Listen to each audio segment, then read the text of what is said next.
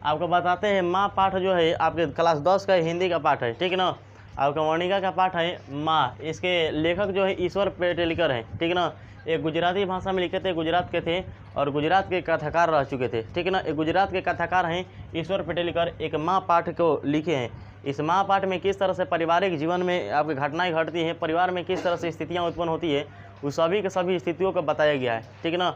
इस पाठ में बेसिक आपको क्या पढ़ना उसके पूरे सारांश हम बताने की कोशिश करते हैं। देखिए, एक माँ के लिए और एक बेटी के लिए, चाहे एक बेटा के लिए, चाहे एक तरह से देखा जाए तो एक संतान के लिए कहा जाए, तो एक संतान के लिए माँ का किस तरह से ममता होता है, माँ का प्यार किस तरह से एक संतान के लिए होता है, चाहे वो संतान आपका लड़का हो चाहे वो संतान आपको लड़की है, उसी पर एक चर्चा किया गया इस पाठ को कि किस तरह से एक माँ होती है और उसके परिवार में 4 उसके संतानें होती है, ठीक है ना। और 4 संतानों को होते हुए उसमें 3 संतान ठीक ठाक रहती है और एक संतान उसका अपंग रह जाती है, ठीक है ना। उसका एक संतान अपंग रहती है जिसका नाम था मंगू। वो एक लड़की थी और वो उस लड़की जन्म से ही पागल थी और वह गूंग थी, ठीक है ना। तो वह बालिका एक थी, उसकी आपकी एक मंगू की माँ थी, ठीक है ना। मंगू उसकी बेटी थी। तब इस पाठ में माँ के लिए और एक संतान दूसरे के लिए एक किस तरह से रिश्ता होते हैं, किस तरह से उसके बीच संबंध होता है, उसको दर्शाया गया है।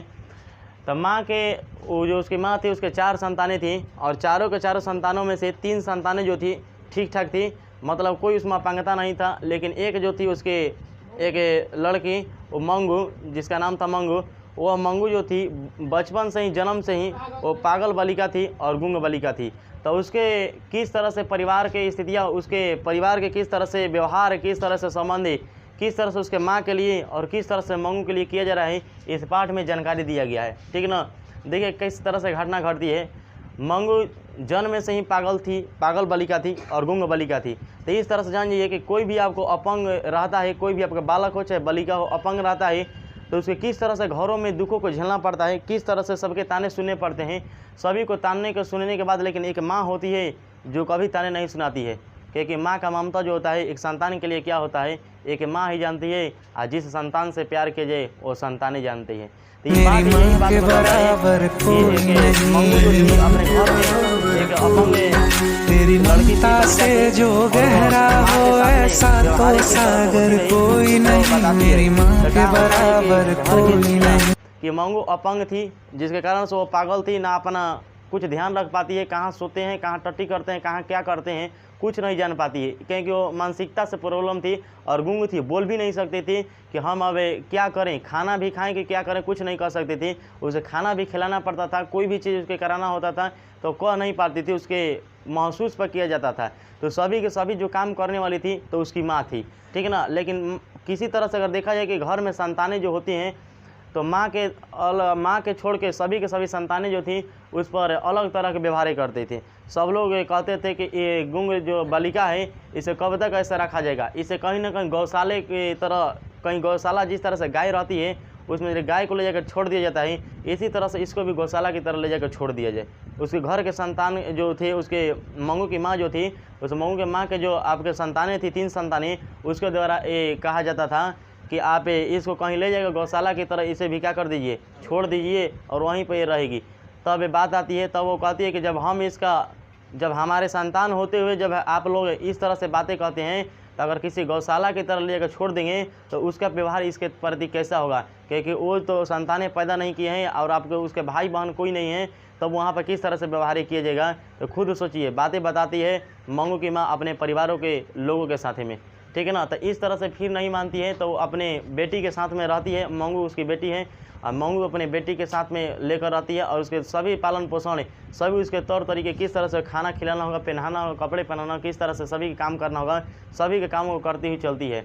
फिर भी घर के लोग नहीं मान पाते हैं, उसके घर के जो सदस्य हैं, उसके संतानें जो है वो नहीं मानती है। फिर कहते हैं कि मंगू जो है एक पागल बालिका है, एक गूंग बालिका है, इसे कहीं ना कहीं हम आपको पागलखाना में भर्ती करा देते हैं।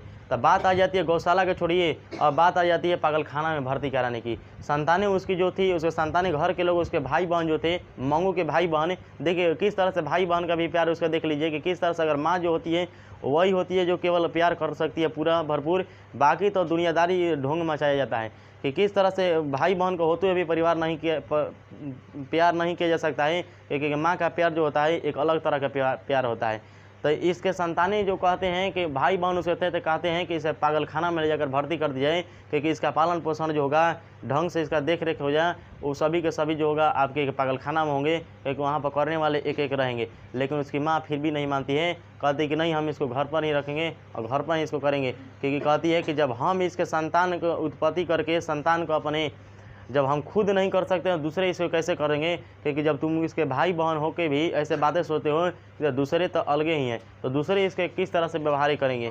तो बातें बताती हैं, अगर लोगों के कहने के कारण कि पागलखाना में भर्ती कर दो, उस बातों को नकार देती है कि नहीं, मैं जब तक जीऊँगी, जब तक रहूँगी, तब इसके साथ रहूँगी और इसके पालन पोषण भरपूर करूँगी, भले इसके साथ मेरा ही मृत्यु क्यों ना हो जाए। तो इस तरह से बातें चलती हैं, फिर वो भर्ती नहीं करा पाती है पागलखाना में। तब कुछ दिन बाद बीतती है, बीतने के बाद वहाँ पर एक गांव के पड़ोस की लड़की थी जिसका नाम था कुसुम, और कुसुम जो लड़की थी वो भी घर के एक पागल बालिका हो गई थी, वो भी पागल हो गई थी। तो उसके घर वालों ने क्या किया कि उसके ले जाकर पागलखाना में भर्ती करा दिया, ठीक है ना। तो देखिएगा कि देख के कहा जाता है कि नौआ के देख हयामत बनता, उसी तरह से ये हाल है कि उसके देखा गया कि एक लड़की जो पागल थी पड़ोस की, उसे भर्ती कर दिया गया। कहाँ पर? पागलखाना में। जैसे ही पागलखाना में भर्ती कराया गया तो देखा गया कुछ दिनों के बाद कि वो धीरे धीरे ठीक होती गई और किस तरह से उसकी मानसिकता है धीरे धीरे लौटती आई। तो देखा गया और धीरे से अब कुछ दिनों के बाद वो ठीक हो जाती है कुसुम, तो आ जाती है घर पर। तो सभी लोग उसके घर के संतानें, मंगू की संतानें जो थी, उस मंगू के जो आपके भाई बहन थे, सभी के सभी परिवार जो थे वो मिलने जाते हैं कुसुम के घर। और कुसुम के घर मिलने के बाद देखते हैं कि किस तरह से कुसुम थी पागल की स्थितियों में, फिर भी वो ठीक हो जाती है। तो उस तरह से उसके मंगू के जो भाई बहन थे, मतलब आपके माँ जो थी, उसके संतानें जो थे और उत्प्रेरित हो जाते हैं पागलखाना में मंगू को भर्ती कराने के लिए। फिर भी मंगू जो थी वो अपने कुछ तो बोलने वाली थी नहीं, फिर भी उसकी माँ जो थी, इसके बाद कहा गया कि कुसुम एक लड़की जो पागल हो गई थी पड़ोस की, उसे भर्ती कराया गया तो ठीक हो गई। वो भर्ती कराया गया जिसके कारण से वो ठीक हो गई। इसलिए हम सोचते हैं मंगू के भाई बहन बोल रहे हैं, उसके मतलब माँ के जो संतानें हैं वो बोल रहे हैं कि इसको भी कहीं ना कहीं मंगू को भी उसी तरह से पागलखाना में ले जाकर भर्ती करा दिया जाए, क्योंकि ये भी इसी की तरह से थी और ये भी इसी की तरह ठीक हो जाएगी। तब मंगू की माँ जो थी फिर भी नकार करती है कि नहीं, जब तक मैं जीऊँगी इसके साथ रहूँगी, इसके साथ खेलूँगी, भले ही मेरा जीवन इसके लिए न्यौछावर हो जाए। क्योंकि माँ की ममता जो होती है किस तरह से होती है बताया जा रहा है कि माँ की ममता भले एक संतान के लिए बदल जाए, भले एक पिताजी के लिए बदल जाए, लेकिन माँ की ममता होती है किस तरह से संतान के लिए होता है, उस पर दर्शाया कि भले ही कोई परिस्थिति आ जाए, भले वो आपका कोई बीमारी भी आ जाए, भले ही आपका संतान किसी तरह से विकलांग हो जाए, भले ही किसी तरह से आपके खराब हो जाए, लेकिन माँ की ममता होती है वो भर जिंदगी भुलाने वाली नहीं होती है। क्योंकि माँ उस संतानों को 9 महीना कोख में रहकर पाली होती है, इस तरह से उस संतान के लिए ज़्यादा उसके लिए ममता होता है। नहीं तो इस तरह से ढेर आपको मिलेंगे 1 महीना 2 महीना प्यार करने वाले, लेकिन वो प्यार किसी के लिए कुछ दिनों के लिए होगा। लेकिन माँ का ममता जो होती है, माँ का प्यार होता है 9 महीने पहले से लेकर आपके भर जिंदगी के लिए होता है। तो इस तरह से वो मंगू जो थी, उसके माँ जो थी, फिर भी उसे नकार कर देती है। और नकार करने के बाद उसे फिर भी कहा चाहती है कि नहीं, इसे हम पागलखाना में भर्ती नहीं करेंगे, क्योंकि जब हम इसके संतान के अपनी उत्पत्ति करके जब हमारे संतान इस तरह से बोल रहे हैं तो दूसरे लोग इसके किस तरह से मानेंगे। तो कहती है, यहीं पर बात निकालती है कि जब हम इसको खुद अपने संतानों को उत्पत्ति करके इस तरह से सोचेंगे बातें, तो दूसरे के यहाँ जाने के बाद तो वो सोचेंगे गौशाला की तरह है। तो उसको कहती है गौशाला से तुलना की जाती है कि जब कहीं पागलखाना में इसको भर्ती कराई जाए तो कोई इसको गौशाला के समान समझेगा। किस तरह से गायों को सानी गोद दिया जाता है, गायों को चारा दे दिया जाता है, गाय के इसी तरह से खूंटा में बहान के, इसी तरह से क्या किया जाएगा, उसको खूंटा में बहान के इसी तरह से पागलखाना में इसी तरह छोड़ दिया जाएगा और उसको किस तरह से व्यवहार किया जाएगा। फिर बातें बताती हुई चलती है। लेकिन इतना ही बात के नहीं होने के कारण से उसके मंगू के जो भाई बहन थे, मंगू के मतलब माँ के जो संतानें थी, फिर भी इसे बार बार प्रेरित अपने माँ को करते हैं कि नहीं, मंगू को इसको ले जाकर भर्ती करा दिया जाए पागलखाना में, क्योंकि वो ठीक हो जाएगी। क्योंकि इसको हर जिंदगी कौन करेगा, कौन इसके साथ रहेगा, कौन इसको खिलाएगा, कौन इसको पिलाएगा, इस तरह से बातें करते हैं।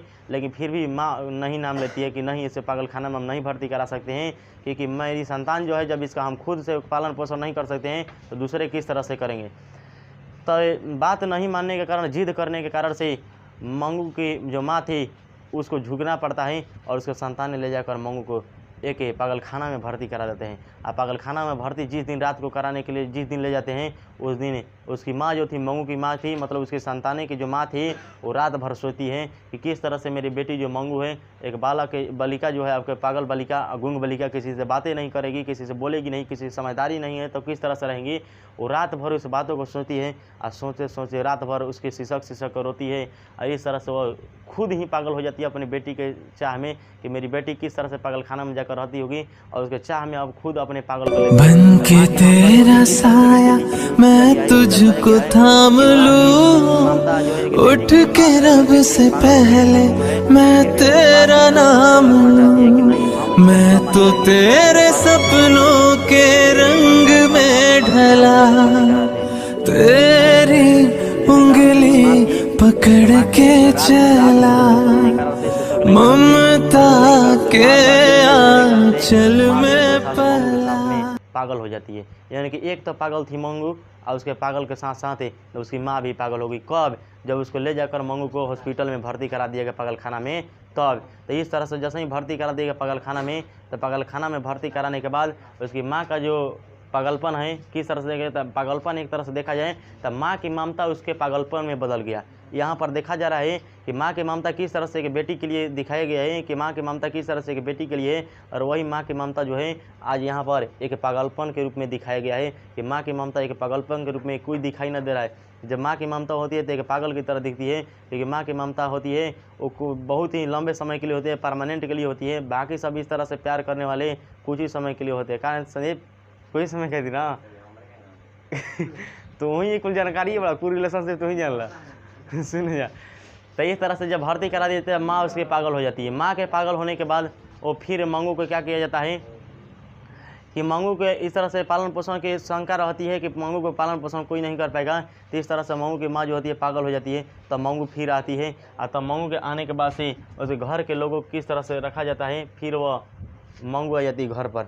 फिर भी वो ठीक नहीं हो पाती है, और तब माँ की ममता जो है दर्शाया गया कि माँ की ममता भले उसके घर के सदस्यों को बदल सकती है, कि सदस्यों का राय किस तरह से होगा, घर के संतानों के किस तरह से उसके साथ विचार व्यवहार होंगे, लेकिन एक माँ जो है उस माँ के लिए कभी प्यार, उसके लिए कभी भी उसके ममता बदल नहीं सकते हैं, क्योंकि माँ की ममता जो होती है एक ममतामयी न्यौछावर करने वाली होती है। जिसके कारण से मंगू जो थी अपने पारिवारिक जीवन में इस तरह से बंदी रही।